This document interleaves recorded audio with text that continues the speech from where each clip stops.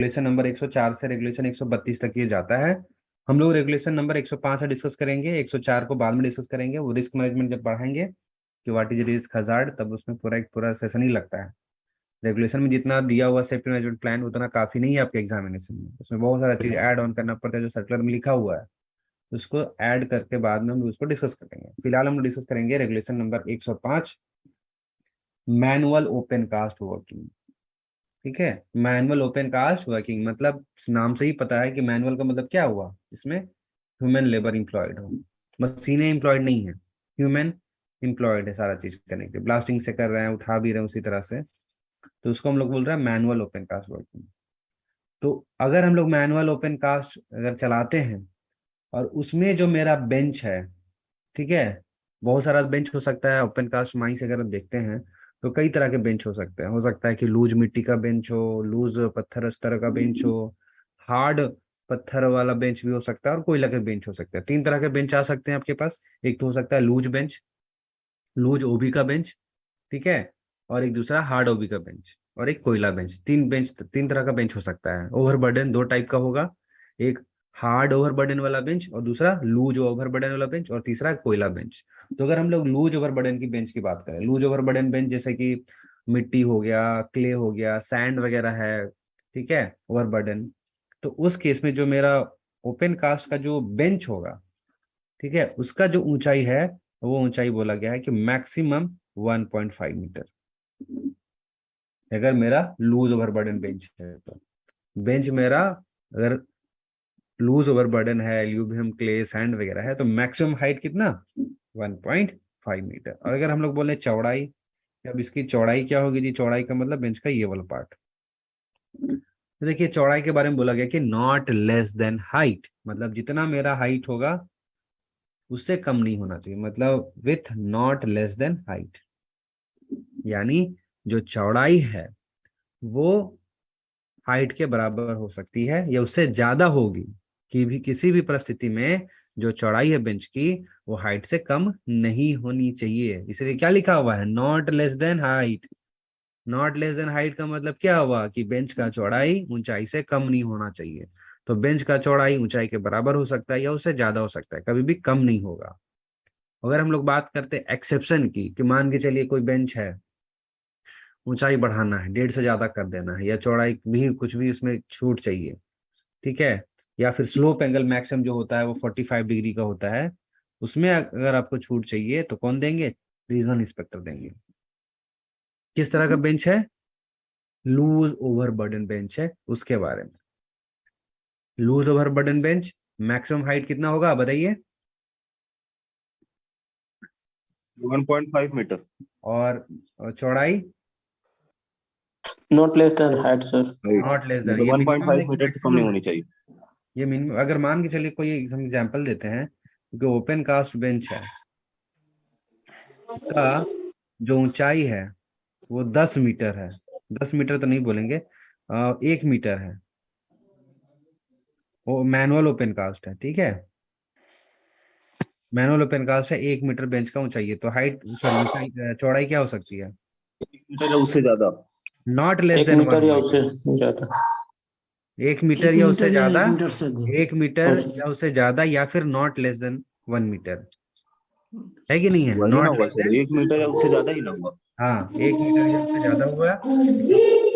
Mic off कर लीजिए please. उसी तरह अगर हमारा कोयला बेंच है कोई, ठीक है, कोयला बेंच है, कोयला बेंच में क्या है ना कि हमको हाइट बढ़ाने का अनुमति मिला हुआ है। हाइट थोड़ा सा हम बढ़ा सकते हैं, उससे ज्यादा कर सकते हैं, 3 मीटर तक हम ऊंचाई रख सकते हैं। ये कौन सा बेंच है, अगर मेरा कोयला बेंच है तो।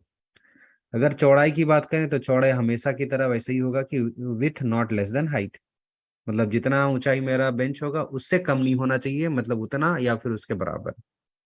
Not less than height, not less than height ही होगा। स्लोप एंगल की बात करें तो स्लोप एंगल भी आप देख सकते हैं, इसका 45 डिग्री ही होगा मैक्सिमम। और अगर इसमें अगर आपको कोई छूट चाहिए चौड़ाई में, ऊंचाई में, स्लोप एंगल में, तो किसके पास जाना होगा, चीफ इंस्पेक्टर के पास जाना होगा। इसमें किसी को डाउट, हाँ बोलिए।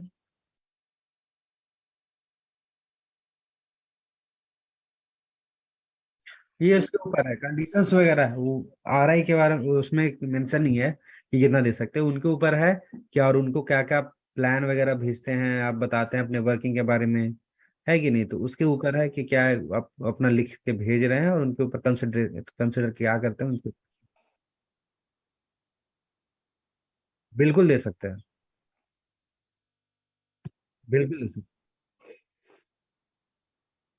हाँ, सर ओपन कास्ट में भी सर रीजनल इंस्पेक्टर होता है सर?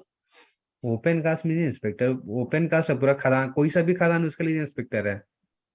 ओपन थोड़ी ना अंडरग्राउंड के लिए इंस्पेक्टर होता है, चीफ इंस्पेक्टर सभी खदानों के लिए होता है। हाँ सर वो तो। चाहे मेटल हो, ऑयल वेल हो, चाहे कोल माइंस हो, अंडरग्राउंड माइंस हो, ओपन कास्ट माइंस हो, सबके लिए। यहाँ तक कि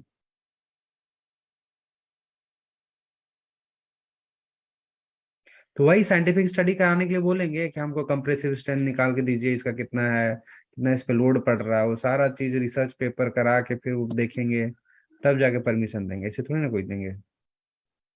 ऐसे बोल दिए हैं कि हम ऐसा ऐसा कर दिए हैं, उसको इसे थोड़ी ना मानेंगे, बोलेंगे जाइए सिंपल से आप करा के ले आइए हमको, इसका ये टेस्ट कराइए, इसका कंप्रेसिव स्ट्रेंथ, पॉइंट लोड और क्या है इसका, पोरोसिटी बताइए, वॉइड रेशियो बताइए, बहुत सारा चीज है, जियो मैकेनिक्स पूरा इसमें इन्वॉल्व होगा।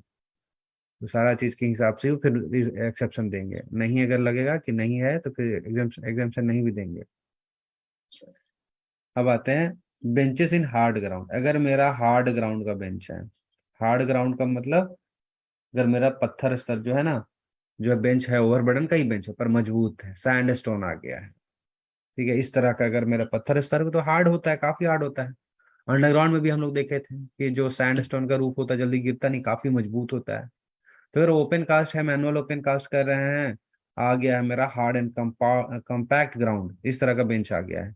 स्लोप एंगल के बारे में रेगुलेशन 105 में मेंशन नहीं है, चौड़ाई मेंशन नहीं है, एक्सेप्शन के बारे में कुछ भी वर्णन नहीं, इसलिए हम यहाँ पे कमेंट नहीं कर रहे हैं। मैक्सिमम ऊंचाई लिखा हुआ है, जो बेंच होगा ना उसका मैक्सिमम जो ऊंचाई होगा वो 6 मीटर हो सकता है, अधिक से अधिक।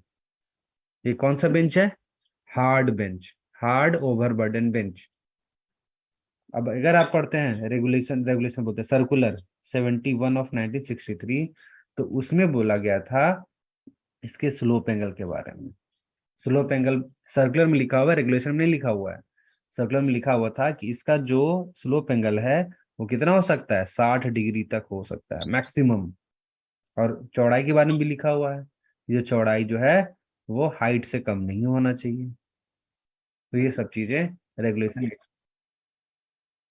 इसमें एग्जाम्पशन के बारे में कोई वर्णन नहीं है, तो हम इसमें कुछ बोल नहीं सकते, रेगुलेशन में भी लिखा नहीं हुआ है, और सर्कुलर में जाइएगा तब भी नहीं लिखा हुआ है, लेकिन हमको लगता है जहां तक कि चीफ इंस्पेक्टर ही देंगे। लेकिन ऐसा कुछ लिखा हुआ नहीं है, तो इसलिए आपको भी बोलेंगे कि सर इसमें एग्जाम्शन और एक्सेप्शन एक ही होता है सर?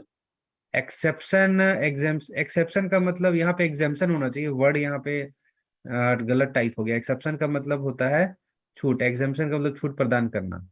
हाँ सर। अपवाद जो होता है ना उसको बोलते हैं हाँ। एक्सेप्शन।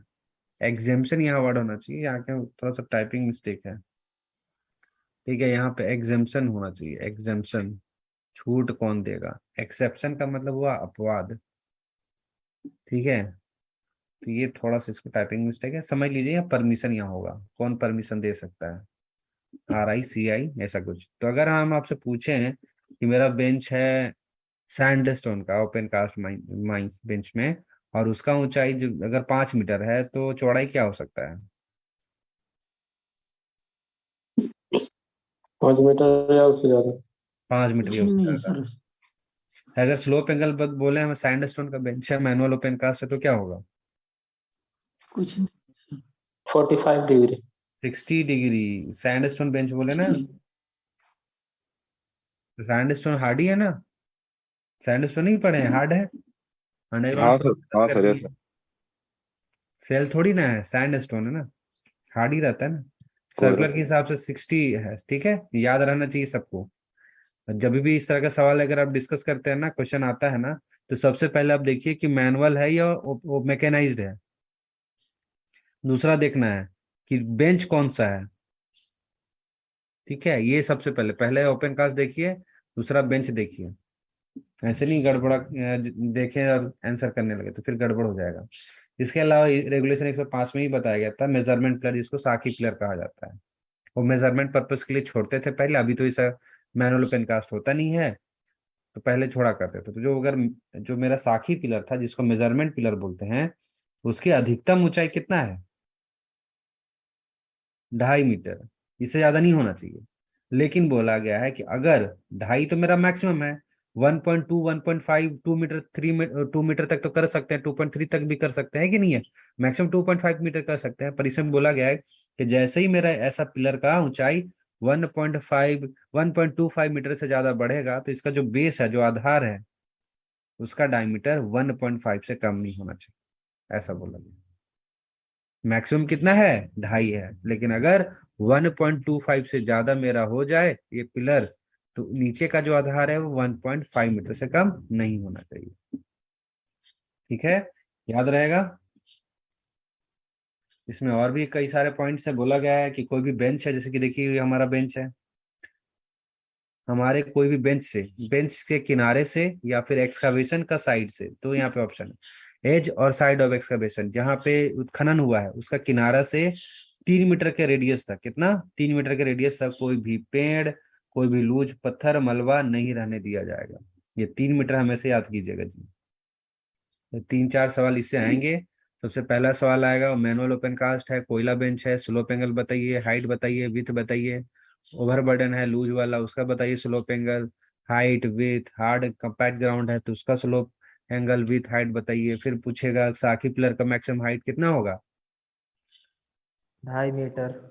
अगर इस मेजरमेंट पिलर का जो बेस होगा उसको 2.5 मीटर 1.5 मीटर रखेंगे, ऐसा मेजरमेंट पिलर का जो हाइट है कितना ऊंचा हो जाने पे करेंगे? 1.25 सर। 1.25। तो इस तरह से 1.25 मीटर। 1.25 होगा। अब ये आ जाते हैं regulation 106, mechanised open cast working. ये मैकेनाइज्ड है, ये काफी इंपॉर्टेंट भी है, और मैक्सिमम अभी जो चल रहा है यही चल रहा है। मैनुअल अभी ऑब्सोलेट हो हेलो चुका हेलो है। सर। हेलो हाँ, सर, थोड़ा पिलर का दोबारा दोबारा बता देंगे सर, समझ नहीं आया वो पिलर वाला। पिलर वाला का ये समझ में आया कि उसका मैक्सिमम जो, अगर मेरा हाइट है वो कितना है, मैक्सिमम समझ में टू आया? Point five 2.5 metre. अभी इतना तो हो सकता है ना, है कि नहीं? ये इतना मैक्सिमम था, 2.5 मीटर था मैक्सिमम, पर इतना तो हो सकता है। तो बोला गया कि जैसे ही इसका जो ऊंचाई है 1.25 से ज्यादा होगा, जैसे ही ज्यादा होगा, मैक्सिमम कितना तक जा सकता है? 2.5 तक जा सकता है ना जी, पर 2.5 नहीं गया। अभी 1.25 से जैसे ही ज्यादा हो गया, नीचे का जो बेस है ना, उसका जो लेंथ डायमीटर बोलिए, वो 1.5 मीटर से कम नहीं होना चाहिए, नॉट लेस देन 1.5 मीटर, मतलब 1.6 7 8 9 10 कुछ भी हो सकता है। हाँ, फाउंडेशन ही बोल रहे हैं। नीचे वाला जो आधार होगा उसका जो डायमीटर होगा वो 1.5 से कम नहीं होना चाहिए, याद रहेगा। सर ये पिलर कितने छोड़ते हैं सर ओपन कास्ट में सर? मेजरमेंट के लिए अभी नहीं छोड़ते हैं, वो पुराने जमाने में जब मैनुअल ओपन कास्ट चला था, अभी कहीं नहीं मिलेगा आपको मेजरमेंट पिलर। मैं मैनुअल ओपन कास्ट में छोड़ा जाता था, तो अभी ऐसा कुछ है ही नहीं। फिर उसमें नापते थे कि कितना मेरा कोयला रेज हो गया, कितना ओवरबर्डन उसके हिसाब से रेज हो गया, तो पहले निकालते थे सर्वे वगैरह करके कि कितना मेरा ऊंचा। अभी तो बहुत सारा इक्विपमेंट है, बहुत ज्यादा हाईली एडवांस इक्विपमेंट हमारे पास, और ओपन कास्ट मैकेनाइज कर रहे हैं, तो सारा इसमें कोई ऐसा जरूरत पड़ता ही नहीं है, इसलिए उसको आजकल छोड़ते नहीं मेजरमेंट पिलर। अब आते हैं मैकेनाइज्ड ओपन कास्ट बेंच में। मशीनीकृत ओपन कास्ट बेंच है तो उसके केस में क्या होगा, तो देखिए बेंच का प्रकार देख लीजिए। यहाँ पे दो कैटेगरी है। एक कैटेगरी है overburden bench, loose material like aluminium clay ETC, और दूसरा कैटेगरी है coal bench and hard rock bench. यहाँ पे ना दो ही आपको क्लासिफिकेशन किया है, एक हार्ड वाला और कोयला को एक कैटेगरी में रखा गया है, याद रखिएगा। हार्ड वाला जो ओवरबर्डन बेंच है, हार्ड ओबी बेंच और कोयला बेंच, इसको एक ही कैटेगरी में रखा गया है, और जो लूज ओवरबर्डन बेंच है उसको अलग कैटेगरी में रखा गया है। अगर हम लोग लूज ओवरबर्डन की बात करते हैं तो उसकी मैक्सिमम ऊंचाई 3 मीटर होगी। मैक्सिमम ऊंचाई कितनी होगी? 3 मीटर। और जो चौड़ाई होगी वो क्या होगी? बेंच का ऊंचाई का 3 गुना से कम नहीं होगी।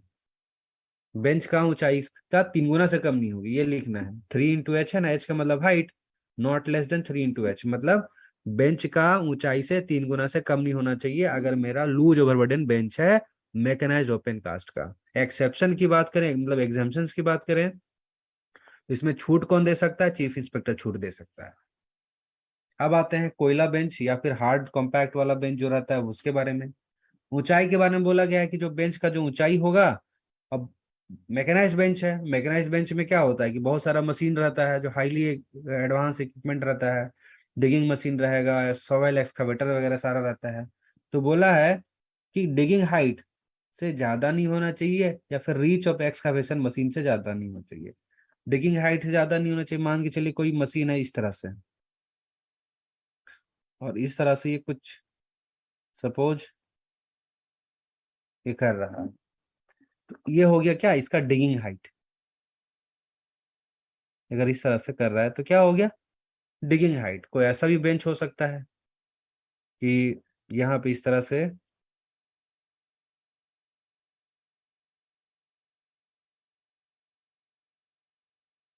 इस तरह, तो वो क्या हो गया, रीच हो गया।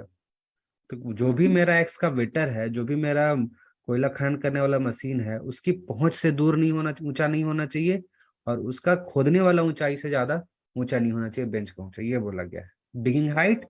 हाँ बोलिए। डिपेंड करता है जगह जगह कंडीशंस के ऊपर डिपेंड करता है। मशीन डिपेंड करता है, मशीन कौन सा टाइप का है। हाँ, मशीन का टाइप वगैरह आपके पास कौन सा है, उसके बाद बेंच के बारे में भी देखा जाता है कि स्टेबल है नॉन स्टेबल है, उसकी बेसिस पे है। ठीक है।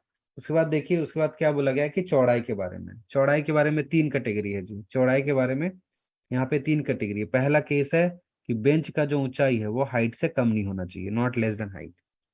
और या फिर क्या होगा, बेंच का जो चौड़ाई है उसमें चलने वाला जो सबसे बड़ा मशीन है, वाइडेस्ट, सबसे चौड़ा जो मशीन है, डब्ल्यू डब्ल्यू का मतलब हुआ वाइडेस्ट मशीन।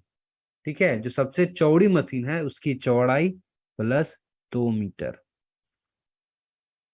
या फिर अगर बेंच की ऊंचाई की बात करें, बेंच की चौड़ाई की बात करें, तो बेंच में चलने वाली जो डंपर होती है ना, डंपर का बोल रहे WD, डंपर की चौड़ाई का 3 गुना से कम नहीं होनी चाहिए। ये तीनों में से जो वैल्यू ज्यादा मिले ना, उतना बेंच का चौड़ाई होना चाहिए। याद रहेगा? समझ में आ रहा है कि नहीं आ रहा है? अक्सर, हाँ, और अक्सर आप लोग करते क्या है ना, हम आपको बता रहे हैं, अक्सर आप लोग करते क्या है कि गड़बड़ कर देते हैं। किस चीज में गड़बड़ करते हैं? हॉल रोड और इसमें। हॉल रोड अलग चीज है और ये अलग चीज है। हॉल रोड के बारे में बताया था ना, पता है किसी को? रेगुलेशन कितना था याद कीजिए। 109 तो नहीं होना चाहिए, क्योंकि 109 तो अभी डिस्कस भी नहीं। 101 था सर, 101 था। हाँ, 101 हो सकता है, 101 ही होगा शायद एक बार में। 100 में लोकोमोटिव था, पुष्पक बाद, हाँ 101। 100 तो में हमेशा लोग। याद कीजिएगा, ये बेंच का चौड़ाई है। हॉल रोड अलग चीज है। हॉल रोड का मतलब हो गया कि वैसा रास्ता जहाँ पे मशीनें, जो ओपन कास्ट की मशीनें हैं ना, वो चल सकती है। ठीक है, उसको बोलेंगे हॉल रोड, जहाँ पे ओपन कास्ट की जो मशीनें होती हैं वो चल सकती, हो सकता है वो किसी बेंच में चल रहा हो, तो बेंच को क्या बोल देंगे, वो हॉल रोड भी है, वो एक बेंच भी है, पर वो एक हॉल रोड है। कंफ्यूज एकदम नहीं होइएगा, क्योंकि दोनों अलग अलग चीजें हैं। एक हॉल रोड है और एक क्या है, ओपन कास्ट का मैकेनाइज्ड बेंच है। आपसे पूछा, क्या पूछा, कि मेरा जो बेंच है, बेंच का हाइट मेरा हो गया सपोज 10 मीटर। ठीक है, बेंच का हाइट मेरा 10 मीटर है, और सबसे जो बड़ी मशीन है जिसको बोल रहे हैं WW, वो है 5 मीटर। जंपर का जो ऊंचाई, डंपर का जो चौड़ाई है वो है 2 मीटर। ठीक है, अब आपसे ये पूछा कि आप हॉल रोड का चौड़ाई बताइए, और साथ में ये भी बोला आप बेंच, अगर कोई ऐसा केस है और बेंच है तो बेंच का चौड़ाई बताइए, तो क्या क्या आंसर आएगा बताइए?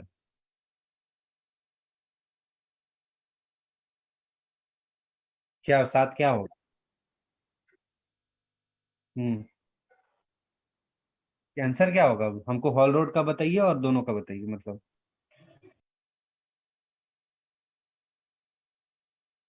आंसर बताइए, आंसर हम, आंसर पहले बताइए, आंसर बताइए हॉल रोड और बेंच।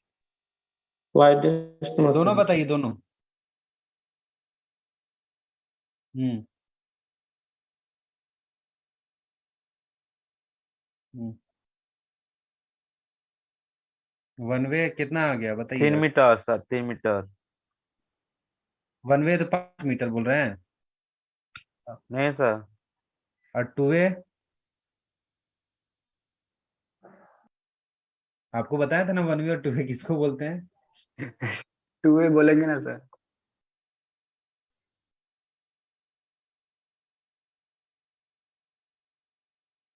और रोड का कितना हो, टू वे कितना, टू वे कितना। सर 1A और 2A में कंफ्यूज। सात।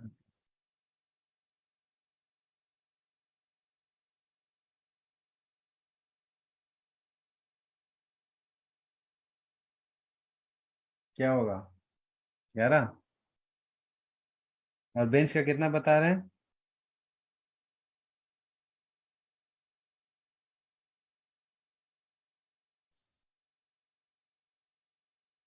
मैकेनाइज्ड ही तो है, मैकेनाइज्ड ही पूछ रहे हैं। हम्म।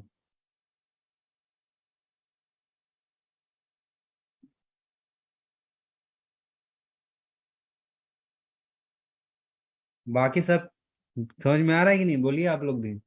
वो तो खुद ही कंफ्यूज है। आप बताइए ना, वो दूसरा का क्या देख रहे हैं आप ना, अब देखिए आपका क्या सर वो आंसर 3 मीटर होगा सर, 3 मीटर होगा। कितना। 3 मीटर होगा सर। 3 मीटर किसका क्या होगा। सर 1 मीटर का। हाँ। 1 विड्थ और 3 मीटर सर होगा sir. Width of roadway one way 3 metre, चलिए और टू वे कितना है। टू टू सर 5 मीटर होगा सर। Two way 5 metre. जी सर। और वे चौड़ाई बेंच का ओ कितना होगा। नहीं सर, थोड़ा कंफ्यूज हो गया फिर। बाकी कोई बोलिए, इतना सारे लोग हैं। 1A 7 metre sir. One way 7 metre. 2A 11 metre. Two way 11 metre. और बेंच का चौड़ाई हो जाएगा 12 मीटर। 12 मीटर। जी। चलिए और बोलिए। सर हॉल रोड का 1B हो जाएगा सर 10 मीटर। हॉल रोड का वन वे 10 मीटर। और सर 2A का हो जाएगा सर आपका 20 मीटर। 20 मीटर। और सर बेंच का सर हाइट से ज्यादा होना चाहिए, हाइट से कम नहीं होना चाहिए। कितना होगा बेंच का चौड़ाई। 10 मीटर से कम नहीं होना चाहिए सर, 10 मीटर ज्यादा ही होना चाहिए बेंच का। मिनिमम बोल सकते हैं ना, मिनिमम कितना होना चाहिए। यहाँ सब आपसे मिनिमम पूछा गया, जितना भी चीज है ना आपसे पूछा है, मिनिमम कम से कम कितना होना चाहिए है। क्या होगा। सर 12। 12, चलिए 12 बोले हैं। और बाकी कोई किसी को नहीं आंसर देना है। सर हॉल में सर 1 में रहेगा तो 8, और 2 रहेगा तो 12, हम्म। और बेंच में सर वही जो बताइए 12। 12। सबका यही है कि और भी कुछ अलग है, इनसे कुछ अलग है तो बोलिए, किसी का इनसे अलग है तो बोलिए।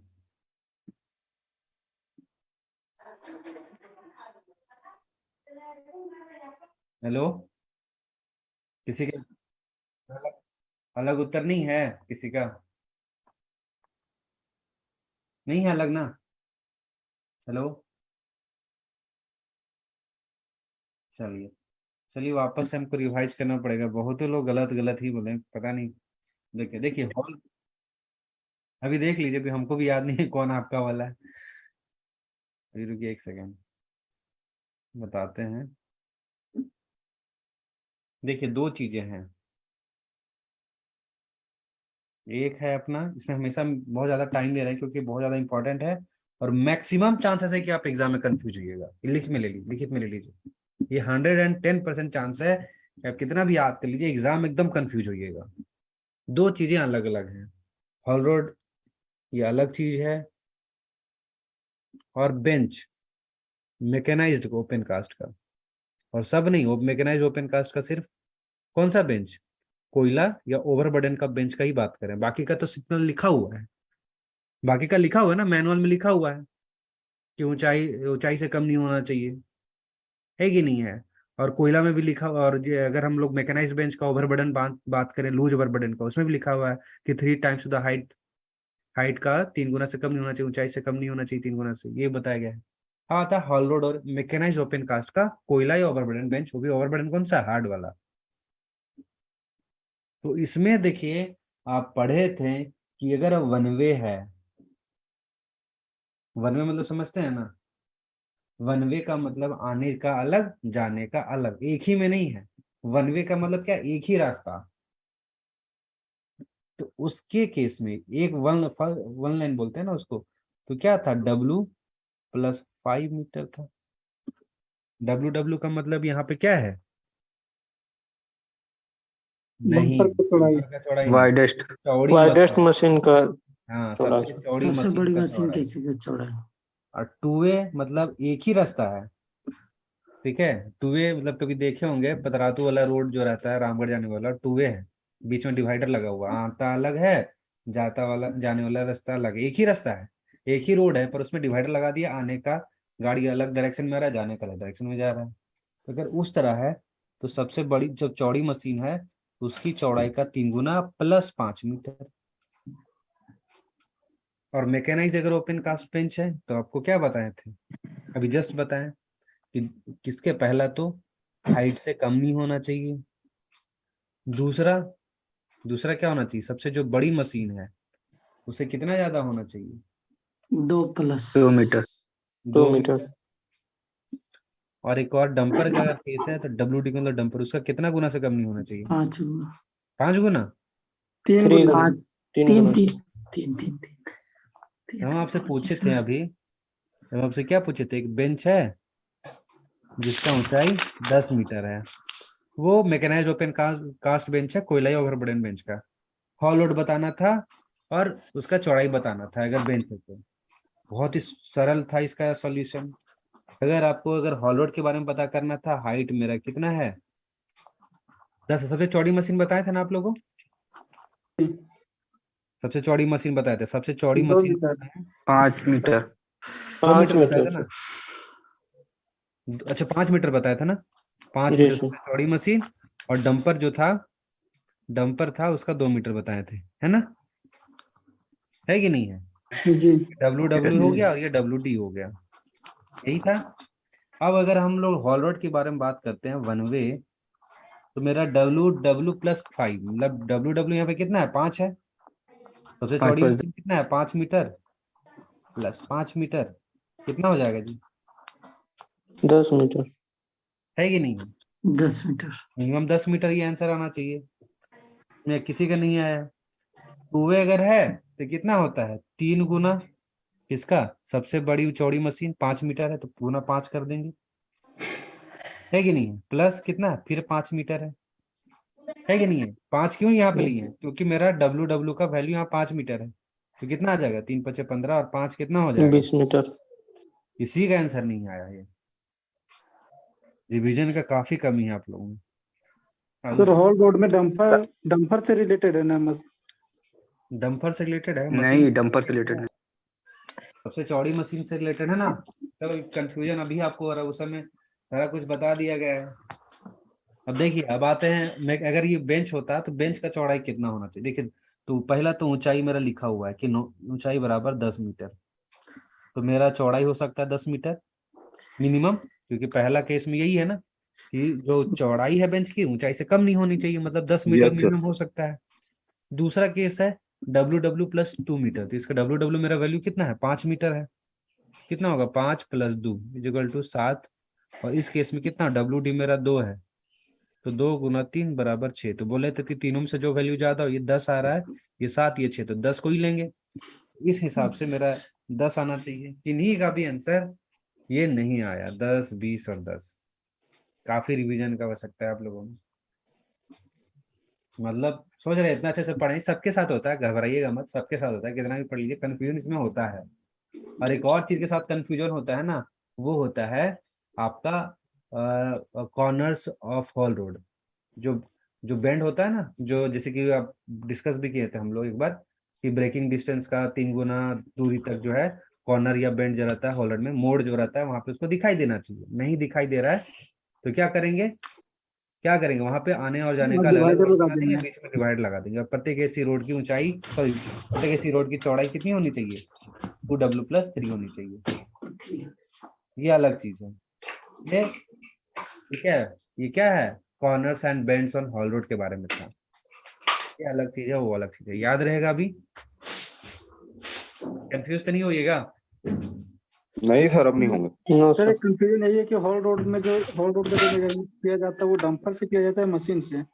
हाँ देखिए, जो आप हॉल रोड के अगर बारे में बात कीजिएगा ना, तो वहां पे सीधा सीधा बोला गया कि चौड़ी मशीन, सबसे ज्यादा जो चौड़ी मशीन है ना उसके बारे में बोला गया, सबसे ज्यादा चौड़ी मशीन के बारे में ही बोला गया। Okay sir. ठीक है, बताया भी है आप लोगों को, उस समय शायद मिस करिए होंगे, बताया गया है सब चीज।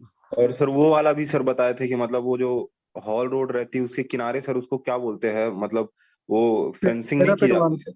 Parapet wall, पारापीट। हाँ पैरापीट वॉल बताए थे आपको।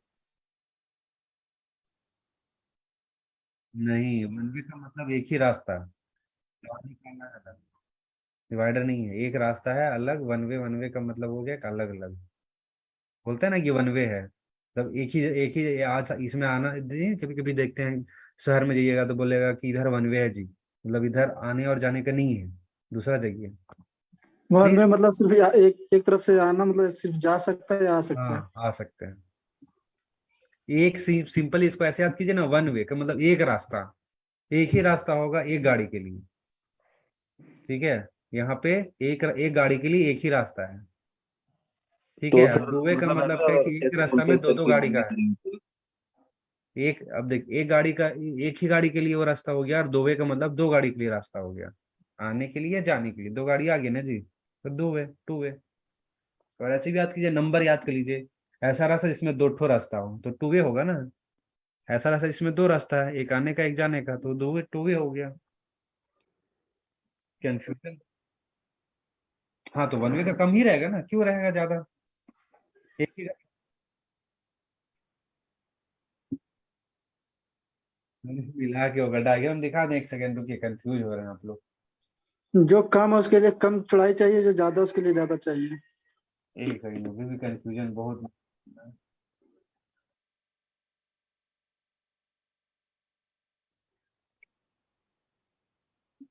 पूरा दोनों को जोड़ के। पूरा पूरा पूरा पूरा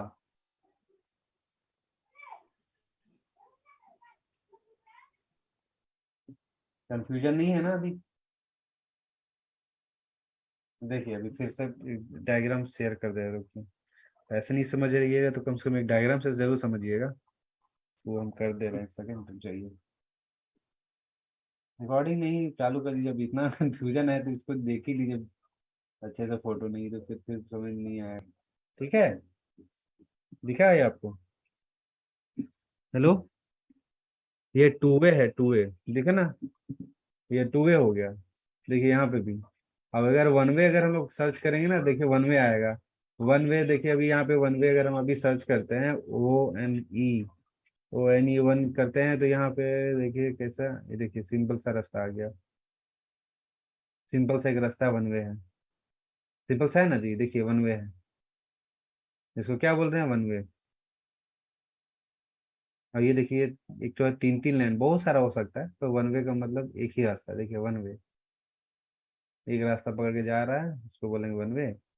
देखिए लिखा हुआ भी रहता है वन वे, एक ही डायरेक्शन में जाइएगा। समझ में आ रहा है, टू वे दोनों मिला के उस समय बताए थे हम। और ये देखिए टू वे, समझ में आ जाएगा, अब तो समझ में आ जाएगा। ठीक है, समझ में आ जाएगा ना जी। Hello hello sir. हेलो हाँ बोलिए बोलिए। सर, वन वे मतलब जिधर से गाड़ी जाएगा वहीं से वापस नहीं आएगा, मतलब दूसरे रास्ते से आएगा। हाँ जी। सर तो ऐसा मतलब कैसे डिसाइड करते हैं कि यहाँ पे वन वे बनाना है, यहाँ पे टू वे बनाना है? मान के चलिए वहां पे, मान के चलिए लूज बेंच है, चौड़ाई हाइट लिमिटेड है, उधर चौड़ाई ज्यादा नहीं दे सकते हैं, लूज अगर है तो वन वे कर देंगे। दो दो अगर वहां पे है तो ज्यादा चौड़ा बेंच रखना पड़ेगा, अगर उस तरह से आपको बेंच भी उतना कम्पैक्ट रहना चाहिए, हार्ड रहना चाहिए, ताकि आप टू वे कर सके, तो उस तरह से टू वे देंगे। ओके ठीक सर। है, चलिए बहुत ज्यादा लंबा टाइम लग गया, वापस से अभी आते हैं अपने टॉपिक पे। सर ओपन कास्ट में एक डंपर को गिरने से बचाने के लिए एक दिया जाता है वो भी साइड में, उसको हाँ क्या? वो तो फिर डिस्कस करेंगे हम लोग, तो एटलीस्ट अभी पहले क्या कीजिए, एक सेकेंड, ये क्या हो गया, Recording. पीछे छूटते जाता है सब, वो सब मत कीजिएगा, ठीक है। 106 से सीधा 108 डिस्कस कर रहे हैं, 107 में कुछ भी इंपॉर्टेंट नहीं था, इसलिए इसको छोड़ दे रहे हैं, ठीक है। 107 में कुछ भी रिक्लेमेशन सर के अभी बारे तो में आया तो था ओपन इस क्लास में लोग सिलसिले डिस्कस में। करेंगे ही। रिक्लेमेशन में रिहेबिलिटेशन सब पूरा एक डिटेल्स क्लास ले लेते ना हाँ सर। डिटेल्स उसका है ना, ओपन कास्ट पढ़ाएंगे तो उसमें बताएंगे। भी रेगुलेशन 107 में बस ये लिखा हुआ है कि रिक्लेमेशन, रेगुलेशन में तो बहुत छोटा दिया है सर, 1 लाइन का 2 लाइन का। ठीक है, रिक्लेमेशन दिया, और इसमें बोला गया है कि ओपन कास्ट का जो भी एक्सकावेशन है, जो भी खुदाई किए हैं, उसको रिक्लेम किया जाएगा, भरा जाएगा, कैसे, बाई बैक फिलिंग या फिर कोई दूसरा तरीका, बैक फिलिंग और अदर मीन्स, ये इसमें बोला गया है कि इस तरह से आपको रिक्लेमेशन करना। बैक फिलिंग का मतलब क्या हुआ, बैक फिलिंग मतलब जो चीज निकालें उसी को वापस भर दीजिए, पैक का मतलब वही होगा, जैसे ओबी निकाले ना, पूरा निकालने के लिए ओबी रखे होंगे, वही ओबी को वापस से भर दीजिए, इसको क्या बोलेंगे, बैक फिलिंग। या कोई दूसरा तरह से भी आप उस जगह को रिक्लेम कर सकते हैं, ये रेगुलेशन साथ में बोलता है, और कुछ भी इसमें है नहीं। सर इसमें बहुत सारा रिहेबिलिटेशन रिक्लेमेशन ये सब आता है। हाँ हाँ हाँ, ओपन कास्ट अभी टॉपिक पढ़ेंगे ना, उसमें बताएंगे आपको पूरा। हाँ सर। रेगुलेशन में बता रहे हैं, रेगुलेशन जितना चीज लिखा हो उसको हम लोग डिस्कस कर रहे हैं पहले। जी। तो माइंड देखिए, क्लोजर उधर सब बता दीजिएगा सर। उसके बाद देखिए यहाँ पे क्या है, spoil banks and dumps. Spoil banks and dumps का मतलब हो गया, स्पॉइल का मतलब क्या होता है, फूड स्पॉइल हो गया, यह होता है ना फूड, क्या होता है, फूड पॉइजनिंग ना, स्पॉइल खाने से होता है। स्पॉइल का मतलब होता है खराब। अब ओपन कास्ट में या कभी भी माइनिंग अगर हम लोग डिस्कस करते हैं, तो खराब का मतलब किसको कंसिडर करेंगे, कोयला को छोड़कर बाकी चीज वो भी खराब ही है हमारे लिए, ओवरबर्डन। Yes sir. बैंक का मतलब क्या होता है, किनारा। तो जो ओवरबर्डन का भी, जो भी ओवरबर्डन वो रखेंगे उसका किनारा, जो डंप रहेगा उसका किनारा, यही सब हम लोग डिस्कस करेंगे इसमें। तो इसमें बोला गया है, बेसिकली ओवरबर्डन के बारे में बताया गया है कि वाइल रिमूविंग ओवरबर्डन, जब आप ओवरबर्डन हटा रहे हो ना, जो टॉप सॉइल है, जो ऊपरी परत है, उसको एक अलग जगह पे आपको डंप करके रखना है, ताकि जो टॉप सॉइल है उसको रिक्लेम्ड एरिया के ऊपर वापस से आप स्प्रेड कर सके। देखिए यहाँ टॉप सॉइल लिखा हुआ, स्टोरेज है अलग से। जैसे कि क्या होता है ना कि हमारा जो सॉइल प्रोफाइल है, अगर देखिएगा बायोलॉजी में पढ़े होंगे, सॉइल प्रोफाइल को 3 भाग में बांटा गया है, ठीक है, सॉइल प्रोफाइल को 3 भाग में बांटा गया है कुछ इस तरह से।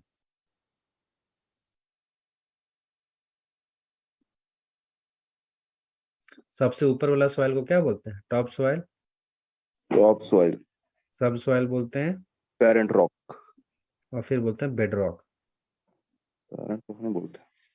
ठीक है। सॉइल प्रोफाइल देखिएगा तो 3 तरह का यहाँ पे हमारा सॉइल होता है, टॉप सॉइल, सब सॉइल, और फिर नीचे पत्थर आने लगता है। तो बोला गया जब आप ओवरबर्डन निकाल रहे होंगे ना, तो सबसे ऊपर वाला जो टॉप सॉइल है ना, उसको आपको निकाल के एक अलग जगह पे डंप करके रख देना है, ताकि जब ओपन कास्ट में हम लोग रिक्लेमेशन कर रहे हो, तो बाकी जब जो बाकी जितने भी मेरे ओवरबर्डन है ना, उसको जब डंप कर दिए, सब भर दिए, तो इनके ऊपर ये वाला जो चीज है ना, इसको डंप कर सके, इसीलिए उसको अलग जगह पे रखना है। क्यों इसको ऊपर में रखते हैं, क्यों इसको नीचे नहीं कर सकते, क्योंकि टॉप सॉइल में बहुत सारा क्या होता है, बहुत पोषक सारा तत्व मतलब उपजाऊ पोषक तत्व मिट्टी से। होता है, न्यूट्रिएंट्स होता है, ह्यूमस पढ़े होंगे, ह्यूमस, ठीक है, जो जो भी उपजाऊ जमीन के लिए जो भी जरूरी चीजें होती है ना, वो ऊपर वाले ही मिट्टी में होता है। नीचे जैसे से नीचे जाएंगे वहां पे वो कुछ भी इंपॉर्टेंट चीज रहेगा नहीं, जो हमारा प्लांट का ग्रोथ के लिए इंपॉर्टेंट है, पौधे पेड़ के ग्रोथ के लिए जो इंपॉर्टेंट चीजें हैं, जो भी पोषक तत्व हैं, वो ऊपरी परत में ही पाया जाता है, टॉप सॉइल में पाया जाता है, इसीलिए उसको हम लोग निकाल के अलग जगह पे रखते हैं, ताकि जब जो खाली जगह है ओपन कास्ट का, जो खाली ओपन कास्ट का जो जगह बच गया, उसको जैसे ही भर दिए बेड रॉक से, सब सॉइल से, तो उसके ऊपर हम लोग टॉप सॉइल दें, नीचे टॉप सॉइल दे देंगे, ऊपर में पत्थर वगैरह डाल देंगे तो कोई मतलब है क्या? कोई मतलब नहीं है कि नहीं है? कोई मतलब है क्या? फिर पेड़ पौधे जल्दी नहीं उगेंगे। लेकिन अगर हम लोग टॉप सॉइल को ऊपर हम लोग रख देंगे तो क्या होगा? इससे पेड़ पौधे जल्दी उगेंगे। समझ में आया? तो ये सब चीज है। नोट में एक चीज हम आपको बता दें, एक साल WCL में एग्जाम में पूछा भी गया था ये वाला सवाल कि black cotton soil shall be kept at the bottom of soil. No black cotton soil shall be kept at the bottom of OB dump. अगर आप ओबी डंप कर रहे हैं, ओबी डंप का मतलब ओवरबर्डन को हटा के एक जगह डंप कर रहे हैं, तो अगर आप ओवरबर्डन को अगर आप डंप कर रहे हैं ना एक जगह पे, तो इसका जो बेस होगा, बेस का मतलब नीचे या बॉटम बोल सकते हैं, बॉटम, यहाँ पे कभी भी हमको ब्लैक कॉटन सॉइल नहीं डालना है। नीचे ब्लैक कॉटन सॉइल के ऊपर ओवरबर्डन हमको नहीं डंप कर रखना है, क्योंकि ब्लैक कॉटन सॉइल काफी स्लिपरी होती है, पानी के सब, हाँ, काली मिट्टी, ठीक है, काली कपास मिट्टी हिंदी में बोलेंगे तो, पर इसको ब्लैक कॉटन सॉइल बोलते हैं। ब्लैक कलर का होता है, महाराष्ट्र में ज्यादातर पाया जाता है, आपको कॉटन के लिए काफी उपयुक्त होती है मिट्टी। तो ये इस तरह की मिट्टी को ना कभी भी ओवरबर्डन डंप के बेस में इस्तेमाल नहीं करते हैं, नहीं तो क्या होगा ना, पानी जैसे आएगा ना, ये चिकनी मिट्टी होती है, एकदम स्लाइड करने लगेगी, स्लाइड करेगी तो क्या होगा? ओवरबर्डन पूरा धंस जाएगा नीचे, है कि नहीं? इसलिए कभी भी black cotton soil can not be used eight the bottom of the dump. Next अभी डिस्कस करते हैं इसके स्पॉइल बैंक के बारे में। जो स्पॉइल बैंक है, स्पॉइल का मतलब वो तरह का बोल सकते हैं जो किनारा हुआ, ठीक है, ओवरबर्डन डंप का, तो उसका जो स्लोप हुआ, ये वाला स्लोप जो होगा ना, ये स्लोप डंप का, इसको कैसे निर्धारित करेंगे? Natural angle of the repose of the material being deposited but in any case shall not exceed 37.5 degree from the horizontal. देखिए, एक होता है natural angle of repose. Natural angle of repose अलग अलग पदार्थ के लिए अलग अलग होता है। हो सकता है कोयले के लिए अलग हो, सैंडस्टोन के लिए अलग हो, रेत के लिए अलग हो, अलग अलग पदार्थ के लिए अलग अलग हो। देखिएगा, एंगल ऑफ रिपोज का मतलब क्या हुआ?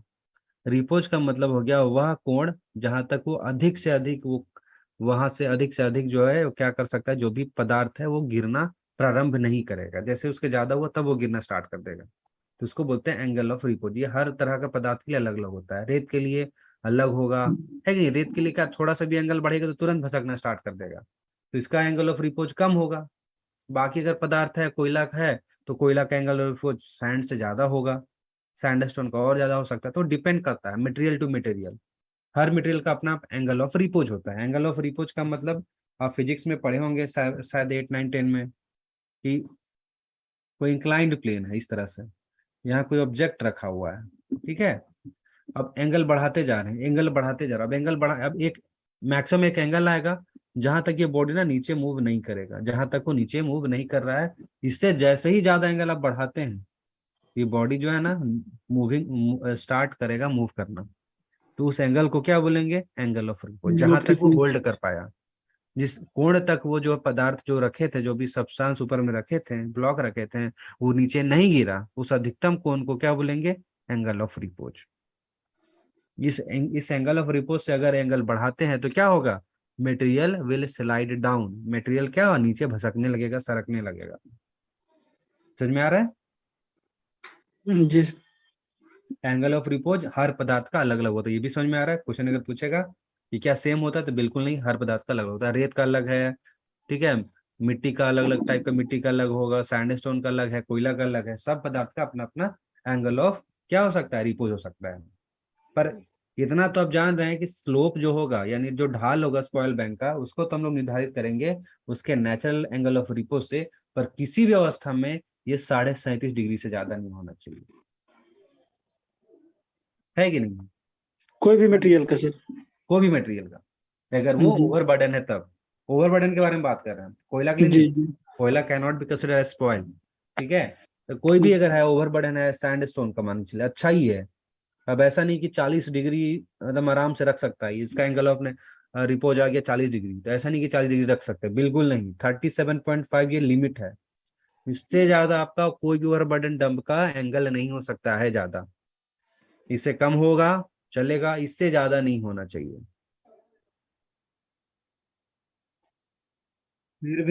फिर भी in any case shall not exceed 37.5 degree. कोई सा भी केस हो, ज्यादा कम कुछ भी हो, 37.5 से ज्यादा नहीं जानना है। ज्यादा होगा तब भी नहीं डालना है 37.5 से ज्यादा। आप साइंटिफिकली अब निकाल लिए कि मेरा जो एंगल ऑफ रिपोज है, ठीक है, वो आ गया 45 डिग्री, तब भी नहीं कर सकते हैं अनलेस आप चीफ रीजनल इंस्पेक्टर से परमिशन नहीं लेते हैं। हाँ, अलग बात है कि आप मान के चले निकाल तो लिया एंगल किसी ऑफ चीज को रिपोज सर मैं साइंटिफिक। मतलब बुक में सर मतलब पढ़ा हूँ सर, कहीं 45 डिग्री सर लिखा था। नहीं, गलत पढ़े, पेट्रोल क्या है? गलत पढ़े। कम करने को नहीं, ज्यादा कम तो करिए तो अच्छा ही ना है। ज्यादा कम करिए तो काहे बोलेगा, कम करिए तो और अच्छा है ना, सेफ्टी के लिए अच्छा है। हम तो खुद रख सकता है, कम सेफ्टी तो के आप लिए खुद ही और रख अच्छा रहे है। हैं, ज्यादा के लिए है। स्टीपर स्लोप, स्टीपर का मतलब क्या होता है, ज्यादा ढाल। रीजनल इंस्पेक्टर, चीफ इंस्पेक्टर वहां परमिशन देता है जहाँ खतरा होता है। रीजनल इंस्पेक्टर जो है वो आपको परमिशन दे देगा। अब मान के चलिए अब मान के चलिए आप एंगल ऑफ रिपोज निकालें कोई साइंटिफिक एजेंसी के द्वारा निकाले, तो दिया आपका रिपोर्ट 45 डिग्री है, आराम से गिरेगा नहीं। लेकिन नियम तो है 37.5 डिग्री का, तो आप क्या कीजिएगा, आप लेके जाइएगा सारा एप्लीकेशन, सारा रिपोर्ट को, और रीजनल इंस्पेक्टर को सबमिट करके आवेदन दे दीजिएगा। देखिए मेरा माइंस का ये ओवरबर्डन है, इसका हम साइंटिफिक स्टडी कराएं, मेरा एंगल ऑफ रिपोज 45 डिग्री है, हमको कृपया करके अपना जो स्पॉइल बैंक है उसका स्लोप हमको बढ़ाने का अनुमति दे दीजिए। अगर रीजनल इंस्पेक्टर को लगता है कि सही है तो दे सकते हैं, नहीं लगा तो नहीं देंगे, सिंपल। क्लियर, यहाँ तक समझ में आ गया। अब आते हैं, any spoil bank exceeding 30 metre in height shall be benched so that no bench exceed 30 meter in height and the overall slope shall not exceed 1 vertical to 1.5 horizontal। अब क्या होता है ना, जो स्पॉइल बैंक है उसका जो मैक्सिमम हाइट है वो मेंशन नहीं है, कितना भी उसको ऊंचा डंप कर सकते हैं, कोई दिक्कत नहीं है। पर यहाँ ये चीज है कि अगर किसी स्पॉइल बैंक का, देख रहे हैं ना ये वाला, देखिए फोटो, ये देखिए ये फोटो, बोला गया है कि अगर ये जो बेंच ये आपका डंपिंग कर रहे हैं, अगर वो 30 मीटर से ज्यादा हो जाता है तो फिर बेंच बना के डंप करना, जैसा कि देखिए बेंच बना के डंप कर रहा है, दिख रहे हैं ना। और प्रत्येक बेंच की जो ऊंचाई होगी इस तरह की, डंप करके वो जो कर रहे हैं, 30 मीटर से अधिक नहीं होनी चाहिए, 30 मीटर से अधिक नहीं होनी चाहिए। दिख रहा है, दिखा कि नहीं दिख, कितना भी लेके जा सकते हैं। सर कहीं पढ़े थे कि हम मतलब ये कितना 90 मीटर मतलब 100 मीटर से भी। 90 से 100 मीटर वो एक प्रैक्टिकल देख के अनुभव लिया है। प्रैक्टिकल देके बोला गया है, ऐसा कोई नियम नहीं है। नॉर्मली इतना करता हूँ लिख दिया होगा, पर ऐसा नियम तो नहीं ना है। कल को अगर मान के चलिए अगर आप बना दिए 100 मीटर से ज्यादा, तो चीफ इंस्पेक्टर भी थोड़ी ना को कुछ करेगा, कुछ नहीं करेगा, क्योंकि आप थोड़ी ना रेगुलेशन रूल का उल्लंघन किए हैं। आपको बोला गया था कि 30 मीटर से ज्यादा ऊंचा रखना है, तो 30-30 मीटर का बेंच बना के रखते चलिए, तो आप कर रहे हैं ना, यस। है कि नहीं। हाँ, अगर हम वहां पे अगर रिस्क लग रहा है तो सेक्शन 22 वगैरह जिसके बारे में बताएं, डिस्कस किए होंगे माइंस एक्ट में, अगर देखें तो वहां कर सकते हैं। पर अगर नियम है ही नहीं वैसा, फिर कोई तो दिक्कत है ही नहीं। देखिए जैसे कि मान के चलिए, देखिए मेरा ओवरऑल यहाँ का ऊंचाई कितना होगा, जमीन से देखिए ये ऊंचाई कितना है मेरा, 90 मीटर का है। 90। तो 90 मीटर ऐसा नहीं रख सकते, 90 मीटर का बेंच हम लोग 90 मीटर का ओवरबर्डन डंप कर सकते हैं, पर ऐसे 90 मीटर नहीं रख सकते। क्या कहिए, बेंच बना दिए, तो इस तरह से बेंच बना दिए, ये ओवरबर्डन का ही बना दिए, और इस तरह से बना दिए हैं, उसको रख दिए हैं। ऐसे कर जब भी बेंचिंग कीजिएगा, प्रत्येक बेंच की ऊंचाई 30 मीटर से ज्यादा नहीं होना चाहिए। और जो ओवरऑल स्लोप एंगल है, ओवरऑल स्लोप एंगल का मतलब इसका क्रेस्ट से लेके इसके टो, इसका क्रेस्ट ये है, इसका टो हो गया ये वाला पार्ट, ये वाला पार्ट, ये वाला पार्ट, ये जो है ना, बोला गया है ये कितना होना चाहिए, ये बोला गया है कि 1 वर्टिकल टू 1.5 हॉरिजॉन्टल। ये 1 रहेगा तो ये 1.5 रहेगा, ठीक है। ये 1 इंटू 1.5 का ग्रेडियंट, 1.5 बोल। ग्रेडियंट है जी, 1:1 किसका मुर्गा बोल रहा मुर्गा किसका बोल रहा भाई? ठीक है, कोई बात नहीं। क्रॉस से लेके नहीं नहीं नहीं, क्रेस्ट से लेकर टो तक इसका maximum gradient 1 in overall slope gradient है 1 इन 1.5 से ज्यादा नहीं होना चाहिए। और इंडिविजुअल बेंच का तो बताया गया है, इंडिविजुअल बेंच का 37.5 से ज्यादा नहीं होना चाहिए। ये वाला बेंच का 37.5 डिग्री से ज्यादा नहीं होना चाहिए, इसका नहीं होना चाहिए, इसका नहीं होना चाहिए। पर ये वाला बेंच जो है इससे कम होगा ना, यानी 37.5 से भी कम होगा, वो से ज्यादा नहीं होना चाहिए। हाँ हाँ हाँ, वही बोला ना, उसी को बोल रहे हैं, ओवरऑल स्लोप का मतलब उसी को बोल रहे हैं। नहीं नहीं, हाँ ऐसे ही बोलना है। अब आते हैं नेक्स्ट, और एक और टॉपिक है। इसमें बोला गया है कि the toe of spoil bank shall not be extended to any point within 100 meter of a mine, opening, railway or other public works, public mic road, बंद कर लो यार। other permanent structure not साले belonging। वो sir की तरफ। मतलब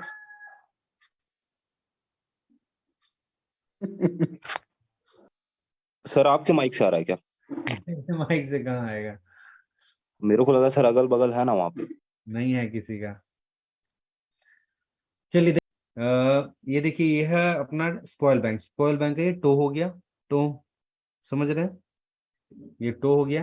ये देखिए क्रेस्ट होगा, तो ये टो है। तो बोला गया है कि अगर जो मेरा ओबी डंप है, स्पॉइल बैंक है, उसका जो टो है ना, उसके 100 मीटर के दायरे पे, देखिए 100 मीटर के दायरे में कोई रेलवे नहीं होना चाहिए, कोई पब्लिक वाला रोड नहीं होना चाहिए, ठीक है, कोई खदान का प्रवेश मार्ग नहीं होना चाहिए, या कोई ऐसा बिल्डिंग नहीं होना चाहिए जो कि ओनर का नहीं है।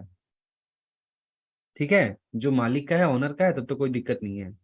पर ऐसा कोई बिल्डिंग मकान है जो 100 मीटर, जो मालिक का नहीं है, जो खदान का ओनर है उसका नहीं है, और वो 100 मीटर के दायरे में है, तो ऐसा नहीं करने देंगे। पब्लिक रोड के 100 मीटर के दायरे में नहीं रखना है टो, किसी पब्लिक वर्क, रेलवे या खदान के ओपनिंग के 100 मीटर के दायरे में नहीं रखना है। ठीक है, याद रहेगा, टो से 100 मीटर के दायरे में कोई भी रेलवे, पब्लिक रोड, बिल्डिंग वगैरह जो ओनर का नहीं है उसको नहीं रखना है। दूसरा इंपॉर्टेंट चीज यहाँ पे, एक suitable fence shall be erected between any rail और पब्लिक वर्क और रोड और building structure not belonging to the owner and the two of the active soil bank, so that to prevent unauthorized person from approaching soil bank। अब बोला गया है कि आपको तो पता ही है कि बेंच का जो, सॉरी, वो स्पॉइल बैंक का जो टो है, उसके 100 मीटर के दायरे में कोई पब्लिक वर्क, रोडवे वगैरह तो रहना नहीं चाहिए। अब बोला गया है कि अगर 100 मीटर से ज्यादा दूर पे तो हो सकता है वो, जैसे कि यहाँ 100 मीटर है, यहाँ पे कोई बिल्डिंग तो रह सकता है ना, कोई दिक्कत नहीं है, 150 मीटर पे। तो बोला गया है कि जब भी आपका टो है और उसके आसपास अगर बिल्डिंग है, ठीक है, तो उसके बीच में आपको फेंसिंग भी रखना है, बिल्डिंग हो, रेलवे हो, कुछ भी हो, ठीक है, रेलवे हो, रोड हो, या कोई मकान हो जो ओनर का नहीं है, तो उसके बीच, उन दोनों के बीच में क्या है, टो और ये ऐसा बिल्डिंग के बीच में, ऐसा रास्ता या रेलवे के बीच में आपको फेंसिंग लगा देना है, ताकि कोई अनधिकृत व्यक्ति प्रवेश ना कर जाए स्पॉइल बैंक के नजदीक। क्या है, वहां पर डेंजर हमेशा रहेगा स्लाइड डाउन होने का, इसीलिए बोला गया है। समझ में आया? ये हो गया रेगुलेशन नंबर 108। याद क्या क्या करना है? सबसे पहला चीज याद करना है ये है कि टॉप सॉइल को अलग हमको क्या करना है, स्टॉक करके रखना है, ताकि रिक्लेमेशन जब करें तो आखिरी में हम उसको ऊपर में डाल दें। दूसरा आ सकता है इसके अकॉर्डिंग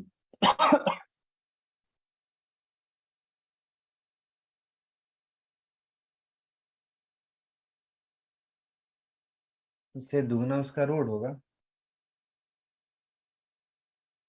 पब्लिक रोड उसका दुगना होगा।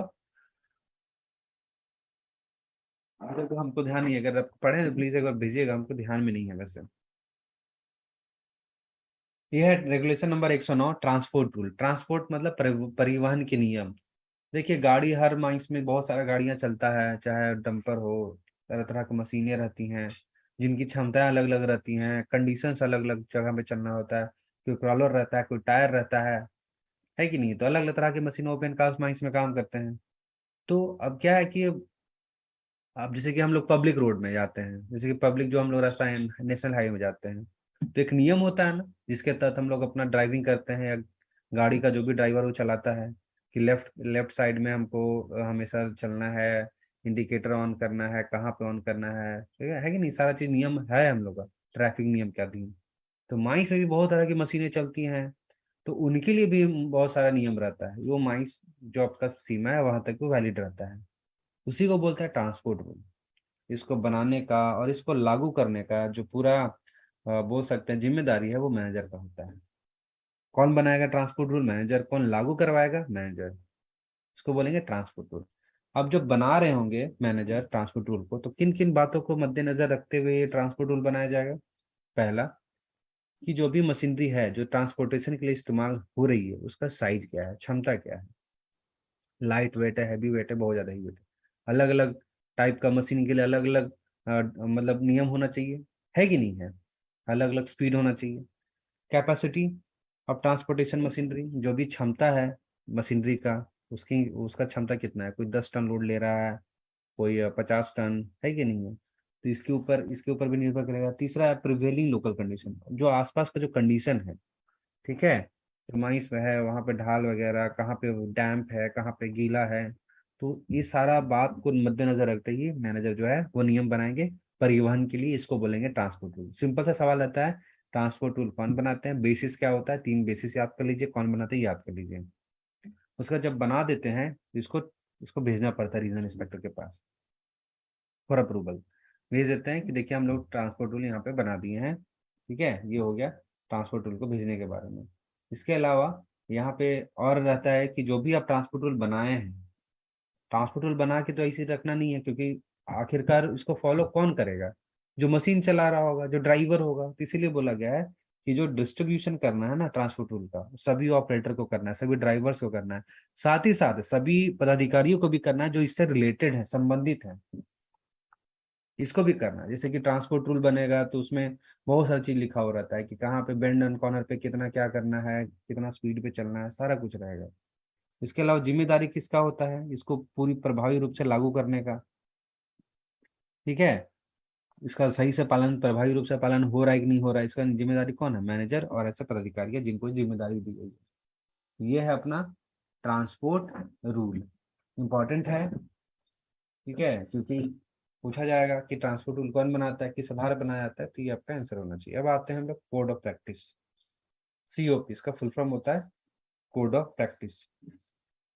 इसको भी बनाने का जो जिम्मेदारी है, जो लागू करने का जिम्मेदारी है, वो मैनेजर का ही है कि नहीं? ये मैनेजर का ही जिम्मेदारी है।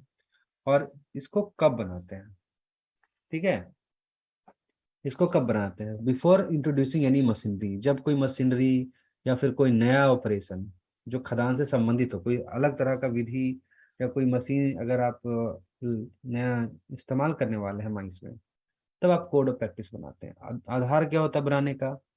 टाइप ऑफ मशीनरी और ऑपरेशन इन यूज। ये मशीनरी के लिए बनता है और कोई कार्य के लिए भी बनता है।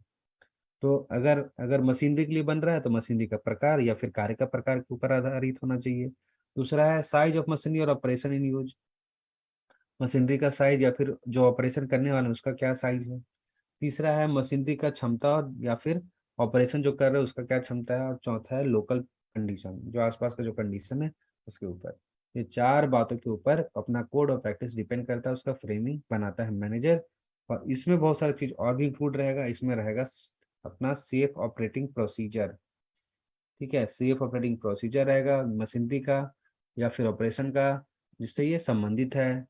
जांच के बारे में रहेगा, कैसे टेस्ट करना मशीनरी को पहला यूज करने से पहले या फिर जब इसको इंस्टॉल कर लिए उसके बाद इसको दोबारा से कैसे रीइंस्टॉल करना है, इसमें चेंजेस कैसे लाना है, मॉडिफिकेशन चेंजेस कैसे लाना है, इसका मरम्मत और रिपेयर कैसे करना है, सारा चीज जो है उस कोड ऑफ प्रैक्टिस में लिखा हुआ रहेगा।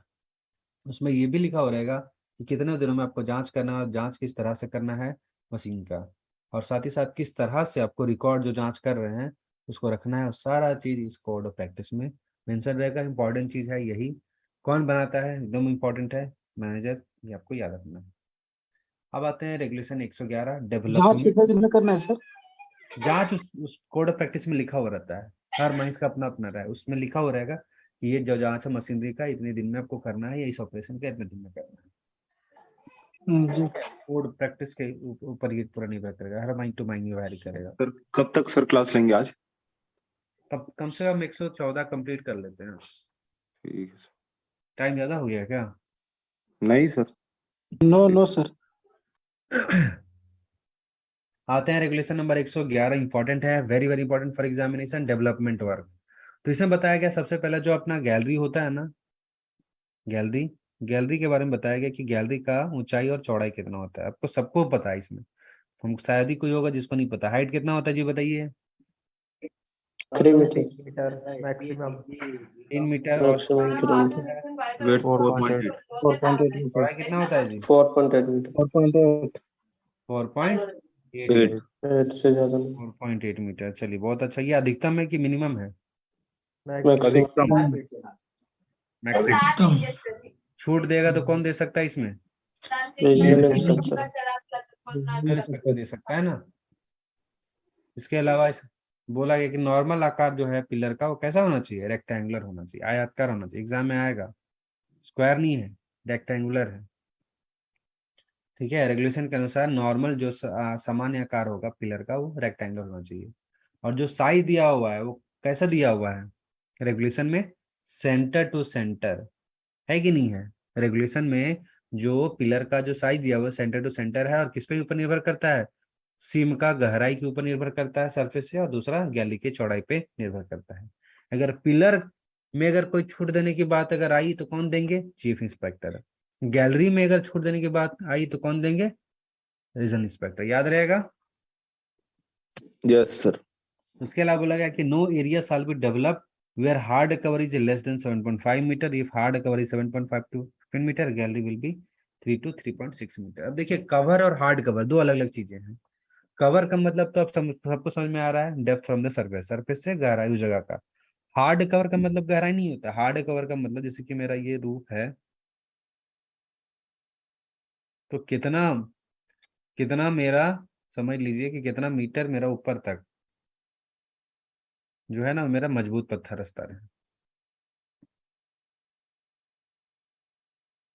ठीक है, कितना मीटर मेरा ऊपर तक मेरा मजबूत पत्थर स्तर है, उसी को हम लोग क्या बोलेंगे? Hard cover. मान के चलिए यहाँ से यहाँ तक ही मेरा सैंडस्टोन मजबूत, यही मेरा हार्ड कवर है,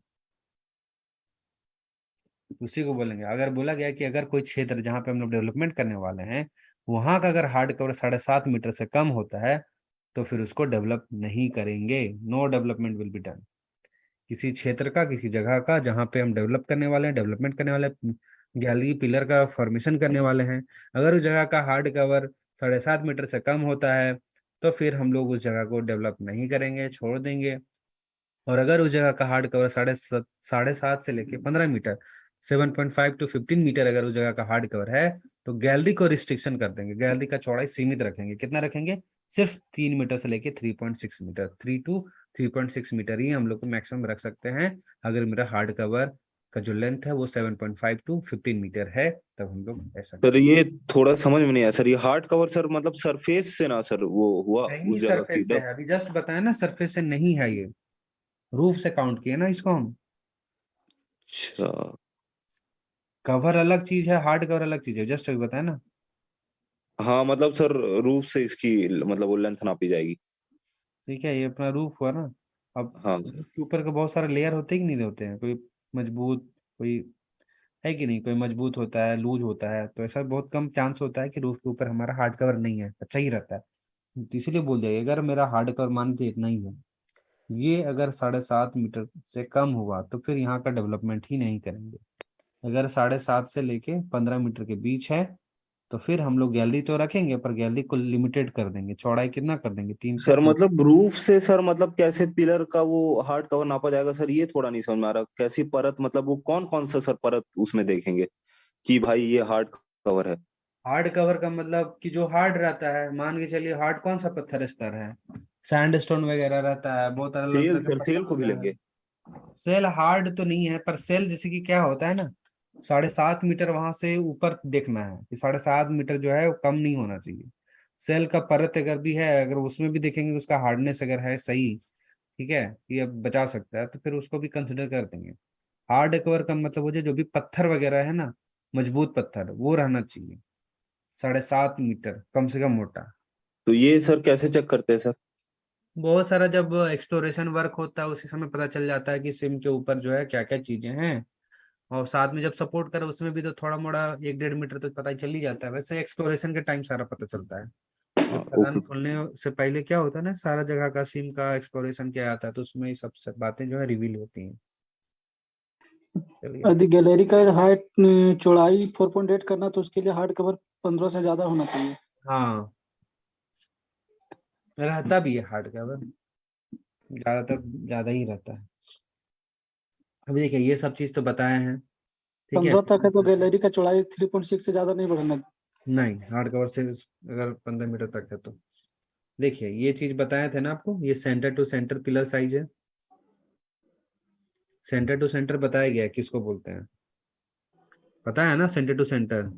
ये जी देखिए ये है जी, सेंटर टू सेंटर, ये जो ये रेड हो कलर गया एक्चुअल पिलर। ये क्या है, ये एक्चुअल पिलर साइज है, corner to corner. Corner to corner. Centre to centre ये है अपना, यस सर, ये इंक्लूडेड पिलर के विड्थ ऑफ गैलरी। हाँ, ये इसका डायमेंशन बताया गया है रेगुलेशन में। रेगुलेशन में बताया गया है कि जो centre to centre pillar size है ना, वो दो चीजें पे निर्भर करता है। पहला गैलरी की चौड़ाई, दूसरा सरफेस सिम की गहराई। बहुत ही सिंपल है। अगर मेरा गहराई 60 मीटर तक है तब, और अगर मेरा गैलरी का चौड़ाई 3 मीटर है, 3.6 मीटर है, 4.2 मीटर है, 4.8 मीटर, इस तरह से। अगर 3 मीटर मेरा गैलरी का चौड़ाई है तो 12 मीटर हो जाएगा। इसमें 3 जोड़ दीजिए, कितना हो गया, 15 मीटर। इसमें फिर 3 जोड़ दीजिए, कितना हो गया, 18 मीटर। और इसमें लास्ट में कितना जोड़ना है, 1.5 मीटर जोड़ना है, तो कितना हो गया, 19.5 मीटर। ये 60 मीटर तक है। 60 से ज्यादा हो पर 90 मीटर तक हो, 60 से ज्यादा हो और कितना, 90 मीटर। अब ये बताइए कि लास्ट में हम क्या जोड़े थे, 1.5। 1.5 जोड़े थे, तो यहाँ पे भी हम जोड़ दिए 1.5। कितना हो गया जी, 12.5 में 1.5 जोड़ दिए तो कितना हो गया, 13.5। 13.5। उसके बाद 3 जोड़ना है, तो 13.5 में 3 जोड़े तो कितना हो गया, 16.5। 16.5 में 3 जोड़े तो कितना हो गया, 19.5। लास्ट में क्योंकि 1.5 जोड़े थे तो यहाँ भी लास्ट में क्या जोड़ेंगे, 1.5 ही जोड़ेंगे। कितना हो गया जी, 21। ठीक है। अब सर इसको यहाँ याद पे क्या करने की यही करना है, ट्रिक है सर, हाँ इसको याद करने की यही ट्रिक है। हाँ, याद करने की कोई ट्रिक नहीं है, ऐसा याद करने से थोड़ा याद हो जाता है, ठीक है। ऐसे ऐसा करके याद हो जाता है। दो दो चीज आपको याद करना पड़ेगा, बाकी तो याद हो ही जाता है। अब यहाँ पे देखिए 1.5 ऐड कर चुके हैं, है कि नहीं है, 1.5 ऐड किए थे इससे पहले ना, उससे पहले और 1.5 ऐड किए थे, कितना ऐड कर चुके हैं, 3 ऐड कर चुके इसमें हैं सब ना। में 3 यहाँ पे 3 ऐड कर दीजिए तो कितना हो जाएगा, 13.5 + 3 16.5 आ गया। अब 16.5 में 3 जोड़ दीजिए, कितना आएगा, 19.5। फिर 3 जोड़ दीजिए, कितना आएगा, 22। और यहाँ पे 3.5, यहाँ पे 1.5 नहीं जोड़ना है, याद रखिएगा, इसमें हमेशा 3 25.5, ठीक है कि नहीं है। जी। ये समझ में आ रहा है कि नहीं आ रहा है, आ रहा है। नहीं समझ में आ रहा है तो बोल दीजिएगा, क्योंकि फिर ये काफी इंपॉर्टेंट चीज। हाँ, अभी क्या हुआ है, अभी देखिए यहाँ पे क्या है, 6 जोड़ना है तो इसको ऐसे याद, देखिए 2 तरह से याद कर सकते हैं हम, तो इसको कुछ अलग तरह से याद करते हैं। हम क्या करते हैं ना, आप जो अच्छे से आपको जो सूट करता है वो अपने हिसाब से भी याद कर सकते हैं।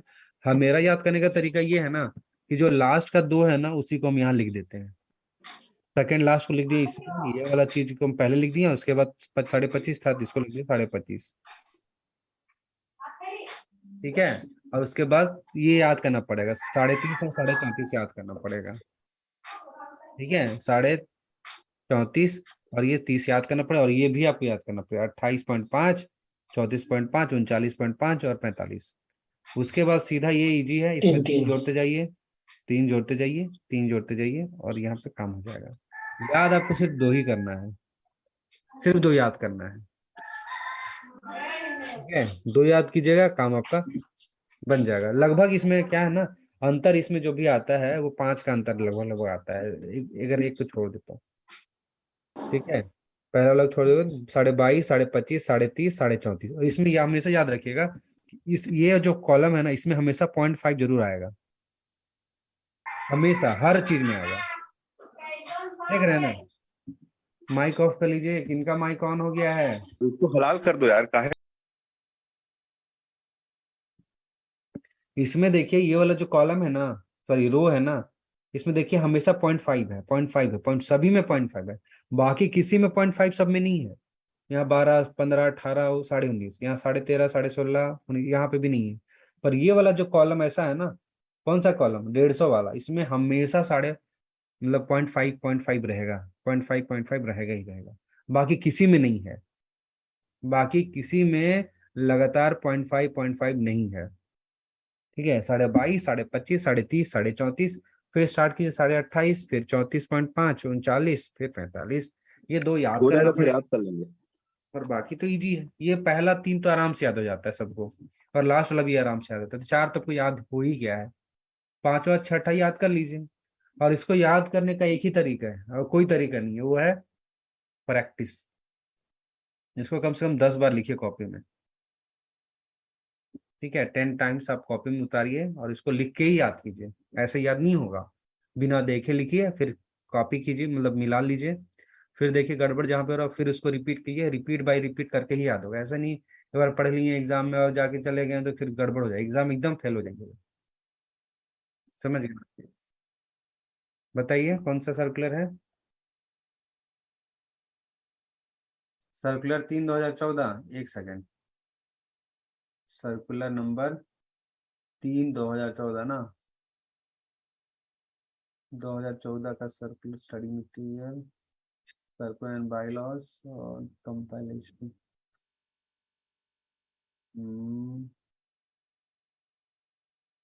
एक सेकेंड, कोई बात नहीं, कोई बात नहीं, पूरा सर्कुलर ही देख रहा हूँ। क्या नंबर सर्कुलर का बोलिए तो?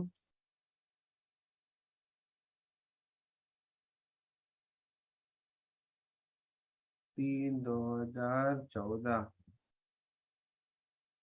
3/2014, ये क्या है? एक सेकेंड, एक तो आया।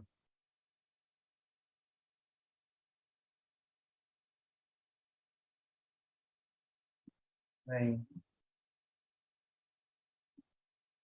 बुक तो नहीं है, हम सर्कुलर का ही हिसाब से हम देख रहे हैं। फोटो सेंड कर देना। लिखा नहीं है। 2015, 3/2014, 2 अप्रैल 2014। एक सेकेंड रुकिए, इसको हम माइक ऑफ ये कर लेते हैं, रिकॉर्डिंग ऑफ। कारण एक्सीडेंट हुआ, पर क्या चीज था कि फेंसिंग नहीं बनाए थे आप डंप के चारों ओर। उसके बाद डंपिंग जो किए थे 2 लिफ्ट में किए थे, मतलब 2 हाइट में 64 मीटर टोटल ऊंचाई था डंप का। तो ठीक है, 2 लिफ्ट में आप किए थे, मतलब 32-32 मीटर का शायद हुआ होगा, और दोनों के बीच जो है जो रिकॉर्डिंग चौड़ाई ऑन नहीं है सर। क्या? अच्छा अच्छा, sorry. Recording in progress.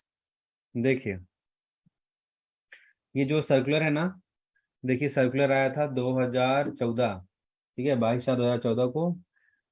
Takes circular मामिट 03, ओनर एजेंट मैनेजर सभी माइंस के लिए, डंप फेलियर से एक्सीडेंट हुआ था उसके लिए। कुछ गांव वाले थे जिनको जिनकी डेथ हो गई थी, वो लोग ओवरबर्डन डंप जो बाहर बाहर में रखा हुआ था, ओवरबर्डन डंप, वहां से कोयला जो है वो लोग निकाल रहे थे, उसके दौरान ही बहुत सारा डंप स्लाइड हो गया, और सारी वहाँ पे जो भी कई सारे गांव वाले थे वो सारे मर गए थे। एक्सीडेंट हुआ, इंक्वायरी हुआ, इंक्वायरी पता चला कि बहुत सारा उसमें लूप होल था। पहला था कि फेंसिंग नहीं बनाए थे आप ओवरबर्डन डंप की तरफ, चारों तरफ। दूसरा, डंपिंग जो आप कर रहे थे वो 2 स्टेज में कर रहे थे इस तरह से। ओवरऑल जो अपना डंप का ऊंचाई था वो 764 मीटर था, और दोनों के बीच में जो ये चौड़ाई होना चाहिए ना लिफ्ट, ये चौड़ाई जो है वो उचित नहीं था। ग्राउंड प्रेशर भी था डंप के अंदर, वो धीरे धीरे बढ़ता गया, क्योंकि पानी निकासी का व्यवस्था अंदर और बाहर डंप के नहीं दिया गया था। उसके अलावा बोला गया था जो टॉप सॉइल था उसको बेस के नीचे, यानी टॉप सॉइल को नीचे आप डंप कर दिए थे, इसके कारण क्या हुआ, अनस्टेबल बेस, जो आधार था ना डंप का वो अनस्टेबल रहा, अस्थिर रहा, इस कारण वो स्लाइड हो गया। और 5वां सबसे मेन कारण जो अब यहाँ पे बताया गया है वो ये है कि इसमें ना carbonaceous shale and coal dumped with overburden rock, इसमें ओवरबर्डन रॉक के साथ साथ कोयला और कार्बन पदार्थ भी डंप करके रखा था, जिस समय के कारण क्या हुआ, उसमें आग लग गया। आग लग गया, स्पॉन्टेनियस हीटिंग हो गया, तो अंदर में क्या हुआ, जो डंप करके रखा था अंदर में खाली जगह हो गया, आग आग आग से जल गया, तो क्या हो, तो आधा तो जल गया ना, तो बाकी तो क्या होगा, उसमें स्लाइड हो जाएगा, उसमें स्लाइड के कारण जो है वो डंप जो है वो धंसा और आदमी मर गया।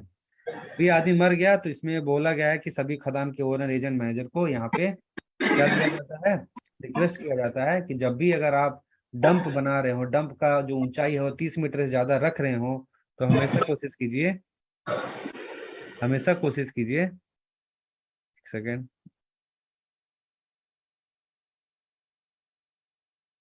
हमेशा कोशिश क्या करना है कि आपका जो बेंच का जो अगर ऊंचाई 30 मीटर ज्यादा हो, दिख रहा है सबको, एक सेकेंड यहाँ से दिखाते हैं, जब भी बेंच का जो ऊंचाई हो 30 मीटर से ज्यादा हो ना, तो क्या करना है, साइंटिफिक स्टडी करा लीजिए। अगर आप प्लानिंग कर रहे हैं कि बेंच का जो हाइट है, सॉरी डंप का जो हाइट है वो 30 मीटर ज्यादा रखने वाले, तो साइंटिफिक स्टडी करा लिए। उसके बाद जो ये भी ध्यान रखना है कि जो भी बेंच होगा इस डंप में, मतलब जो डंप में जो भी आपका चौड़ाई होगा बेंच का, ठीक है, वो उसके हाइट से कम नहीं होना चाहिए। रेगुलेशन में तो लिख दिया कि 30 मीटर ज्यादा नहीं होना चाहिए, मतलब अगर 30 मीटर ज्यादा अगर बेंच ज्यादा डंप कर रखना है तो उसको बेंचिंग करके रखना है ना, तो जो बेंच का जो ऊंचाई होगा, चौड़ाई अब इसका चौड़ाई जो होगा ना, वो चौड़ाई नॉट लेस देन हाइट होना चाहिए, जैसा होता है, पहला चीज। दूसरा कि अगर कोई रोड आसपास में है तो डंपिंग इस प्रकार करेंगे कि जो डिस्टेंस है two of dump and road is not less then twice of overall dump height. अगर मान के चलिए यहाँ पे कोई डंप है, सपोज यहाँ पे हम डंप बना देते हैं, एक ब्लैक कलर का डंप, नहीं ब्लैक नहीं बनाते हैं, इसका इसका बना देते हैं, कहाँ गया, ये मेरा डंप है, ठीक है, ये मेरा क्या हो गया, टो हो गया, ये वाला टो हुआ ना जी। अगर मेरा यहाँ पे रोड है तो बोला है कि जितना मेरा ओवरऑल हाइट है, टोटल जितना हाइट है ना, एच अगर है, मान लीजिए अगर हाइट मेरा एच है, तो इसका दुगना दूरी दोनों के बीच में गैप होना चाहिए, ये बोला गया है। कम से कम ये जो डिस्टेंस हो कितना होना चाहिए, 2h होना चाहिए। समझ में आया, समझ में आया कि नहीं आया? सर एक बार फिर से होती है। फिर से बताएं।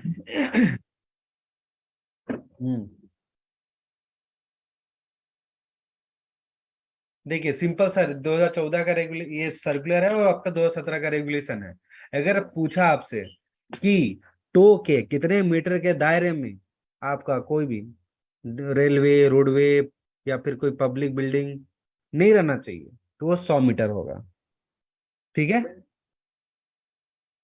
अगर आपसे पूछा, ठीक है, अगर आपसे पूछा कि अगर आपका जो डिस्टेंस होना चाहिए किसके बीच में, टो के डंप का, मतलब डंप का टो और रोड के बीच में, वो कितना होना चाहिए, तो ओवरऑल डंप हाइट का दुगना से कम नहीं होना चाहिए। ओवरऑल डंप के हाइट का दुगना से कम नहीं होना चाहिए, ये हमेशा याद रखिए।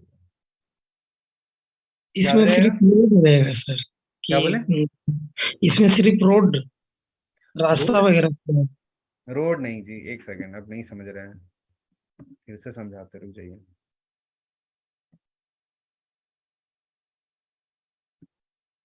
सपोज ये हम एक ये बनाते हैं, कोई ओवरबर्डन डंप है जिसको डंपिंग करके रख रहे हैं, सपोज इस तरह से, ठीक है, ये क्या है, ओबी डंप है कि नहीं है? समझ में आ रहा है, समझ में आ रहा है कि नहीं आ रहा है? जी और मान के चलिए इधर कोई रोड है, रोड है,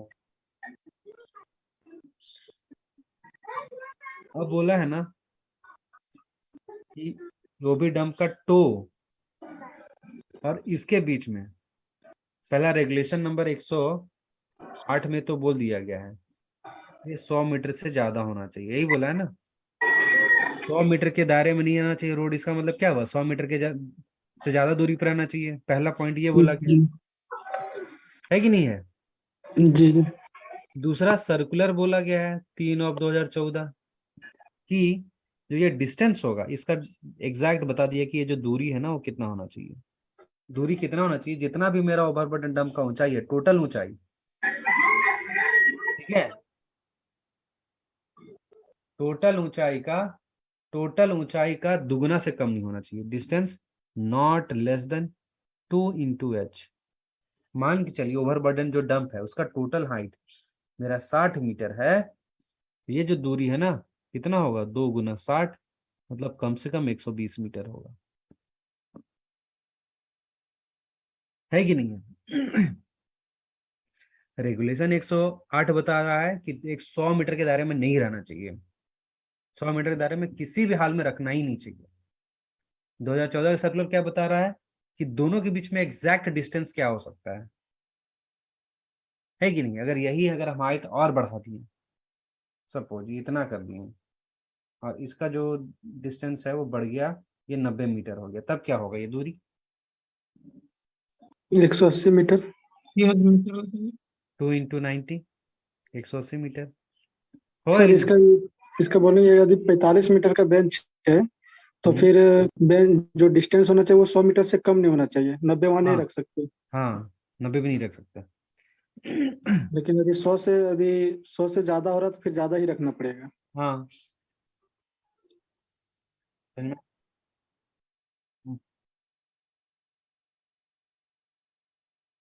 मालिक का ऐसा है कि नहीं लिखा? हाँ, लिखा हुआ तो नहीं है, ठीक है, मालिक का है लिखा है, पर यहाँ पर यह है कि मालिक का नहीं होगा, क्योंकि मालिक का अगर है तो बहुत सारी चीज के लिए वो रख देता है, क्योंकि वो पब्लिक के लिए थोड़ी ना है, उसकी जानकारी में सभी मैनेजमेंट को पता है, सारी लोगों को पता है। दिक्कत यहाँ पे ये है कि बाकी वर्ग को नहीं पता है, क्योंकि खदान में नहीं काम कर रहे, तो उसके लिए जरूरी है।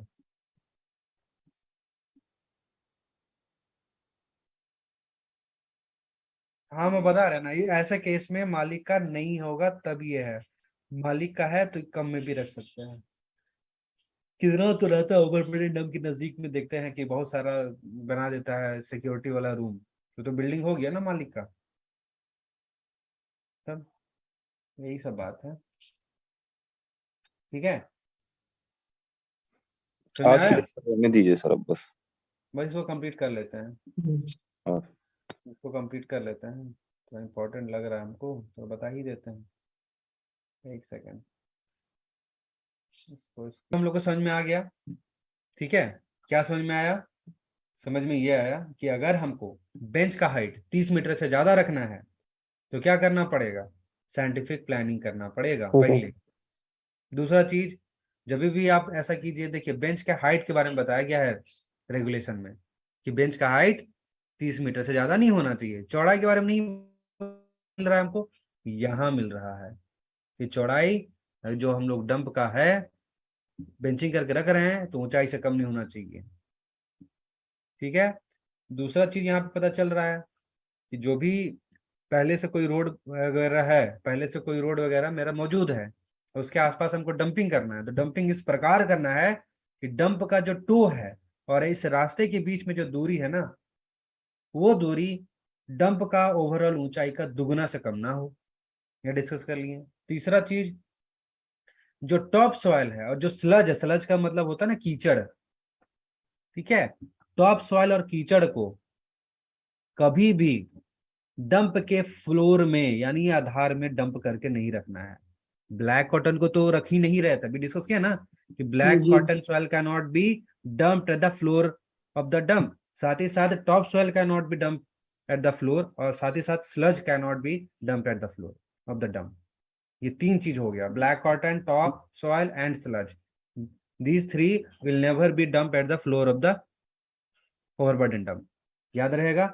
चौथा आ गया, चौथा को डिस्कस कर लेते हैं, इसको थोड़ा इरेज कर लेते हैं एक सेकंड। हाँ, फोर्थ आ जाता है अभी। फोर्थ में क्या बोला गया है कि for reducing ground water pressure in dump rock above ferritic surface effective drainage system shall be provided inside and outside the overburden dump. In this regard, the guidelines shall be provided in circular number 2 2001 for designing pit slope। मतलब क्या है कि अंदर और बाहर overburden bench के अंदर और बाहर दोनों क्या करना पड़ेगा, आपको नाली निकालना पड़ेगा, नाली देना पड़ेगा, ताकि अगर पानी ओवरबर्डन डंप में आ रहा है तो आसानी से निकासी हो जाए, जिससे मेरा डंप स्टेबल रहे, स्लाइड ना करे। उसके बाद पांचवा पांचवा तो अब देखिए यहाँ पे अब इसका कोई यूज नहीं है। Dump area shall be substantially fenced in according to the regulation 112 full mines regulation इतना इतना, ये तो नहीं है, ये 108 हो जाएगा और ये 2017 हो जाएगा, ठीक है। कि डंप एरिया जो भी है उसके चारों तरफ फेंसिंग करके रखेंगे ताकि कोई भी अनाधिकृत व्यक्ति इसमें प्रवेश ना कर सके। और छठा पॉइंट ये है कि precaution shall be taken to prevent spontaneous heating and fire in carbonaceous shale and coal dump along with overburden rock. मतलब यहाँ पे सावधानियां लिया जाएगा। अगर किससे सावधानी लिया जाएगा? स्पॉन्टेनियस हीटिंग सावधानियां लिया जाएगा। अगर आप ओवरबर्डन रॉक के साथ, ओवरबर्डन का जो पत्थर है उसके साथ कोयला या कार्बन में सेल पदार्थ डंप करके रखते हैं तो वहां पे स्पॉन्टेनियस हीटिंग के विरुद्ध सावधानियां ली जाएंगी, ये इसमें बताया गया है। क्लियर? 128 में क्या है? हाँ हाँ हाँ सही बोले, 128 ही होगा फिर। इसको काट के 128 कर लीजिए 2017। ठीक है, आज के लिए इतना ही रखते हैं। ठीक है सर। रेगुलेशन खत्म करने के बाद ही ओपन कास्ट कर लेंगे हम लोग। ठीक है, ठीक है सर। चलिए। सर वीडियो अपलोड कर दीजिएगा ये वाला भी। हाँ वीडियो अपलोड कर दे रहे, तुरंत कर दे रहे। ठीक है, थैंक यू सर।